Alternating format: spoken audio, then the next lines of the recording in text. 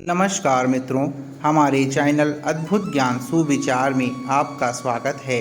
मनोज अब वृद्ध हो चुका था और अपनी पत्नी के साथ एक बड़े मकान में सुखपूर्वक जीवन व्यतीत कर रहा था। उसके इकलौते बेटे की नौकरी भी विदेश में लगी थी और वह कई सालों से अपनी पत्नी और 5 वर्षीय बेटे के साथ वहीं रह रहा था। एक दिन अचानक मनोज को दिल का दौरा पड़ा और वो चल बसा। उनकी पत्नी तो मानो जैसे अपनी सुध बुध खो बैठी हों। इतना बड़ा दुख जो पड़ा था। पति का साथ छूटना एक पत्नी के लिए सर्वाधिक दुखद होता है।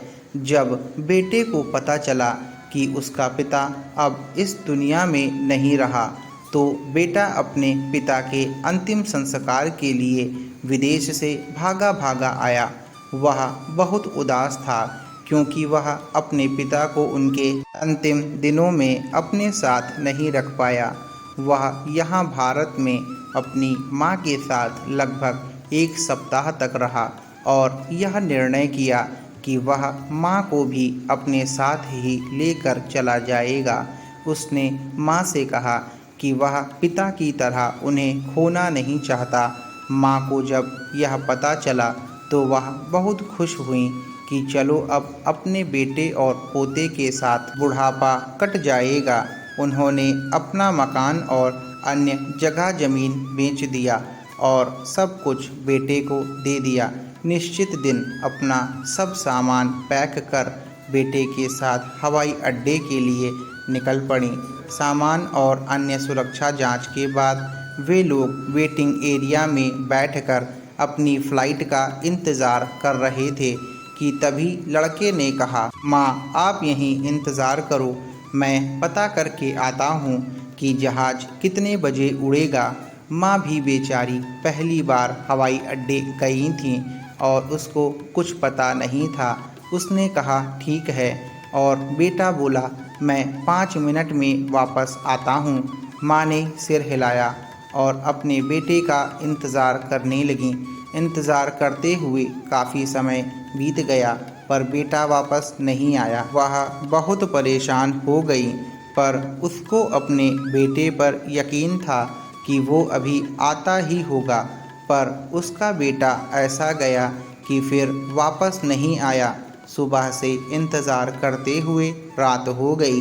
तभी एक सिक्योरिटी गार्ड ने आकर उस बूढ़ी औरत से पूछा, अम्मा आप यहाँ किसका इंतज़ार कर रही हो? आप सुबह से यहाँ बैठी हो, मैं देख रहा हूँ। तब उस बूढ़ी औरत ने बताया कि उसका बेटा उसको विदेश ले जाने वाला था और वह कह कर गया था कि आप इंतज़ार करो, मैं अभी देख के आता हूँ कि जहाज़ कब उड़ेगा। बूढ़ी औरत की यह बात सुन गार्ड दंग रह गया और बोला, अम्मा विदेश जाने वाले सारे जहाज़ जा चुके हैं और अब कल ही सारे जहाज़ जाएंगे। आप अपने बेटे का नाम बताओ, मैं चेक करके बता देता हूँ कि वह गया है कि नहीं। उसने अपने बेटे का नाम बताया और जब गार्ड ने चेक किया तो उनका बेटा दोपहर में ही जा चुका था और उनको अकेला छोड़ गया था। यह सुन के तो उस बूढ़ी औरत के पांव तले जमीन खिसक गई और वह समझ नहीं पा रही थी कि वह क्या करे। अब तो उसके पास मकान भी नहीं था कि वो जाकर रह सके। उसके बेटे ने तो आज उसे बेसहारा और बेघर बना दिया था। भोली और मायूस माँ बहुत देर तक यह सोचती रही और अब वह रोने लगी। बेचारी अकेली बूढ़ी औरत क्या करे, कहाँ जाए। इस शहर में उसका कोई रिश्तेदार भी नहीं है।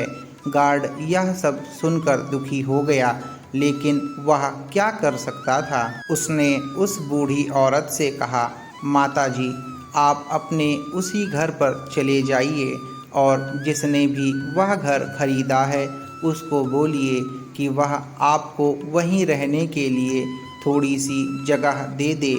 उसने उस वृद्धा को उनके घर जाने वाली गाड़ी में बिठा दिया और किराया भी दे दिया। उस घर को एक युवा दंपति ने खरीदा था, जिनके माता पिता नहीं थे, बस एक छोटा बच्चा था। वृद्ध महिला ने जब दरवाज़ा खटखटाया तो अंदर से उस घर को खरीदने वाली महिला ने दरवाज़ा खोला। उस बूढ़ी माँ ने सारी बातें उस महिला को बताईं। वह बोल भी रही थी और रो भी रही थी। उस बूढ़ी औरत ने कहा, आप मुझे थोड़ी सी रहने के लिए जगह दे दो, मैं आपके बर्तन धोऊंगी, बच्चे को संभाल लूँगी और आपके घर के एक कोने में पड़ी रहूँगी। मेरा इस दुनिया में अब कोई नहीं बचा। वह फूट फूट कर रो रही थी। उस महिला ने उस वृद्ध औरत को घर के अंदर बुलाया और अपने पति को सारी बात बताई। अपनी पत्नी से सारी बातें जानने के बाद उस युवक ने बूढ़ी औरत से कहा, आप तो जानती हैं यह घर कितना बड़ा है और यहाँ बहुत जगह है, इसलिए आपको यहाँ रखने में कोई दिक्कत नहीं है। लेकिन मेरे खुद के माता पिता नहीं हैं। यदि आप यहाँ मेरी माँ की तरह रहना चाहती हो तो ही मैं आपको यहाँ रहने की अनुमति दे सकता हूँ।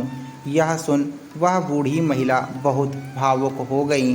अब वह उनके साथ रहने लगीं। वह उनके बच्चे का दादी की तरह ख्याल रखती हैं और वे लोग उनसे अपनी माँ की तरह प्यार करते हैं।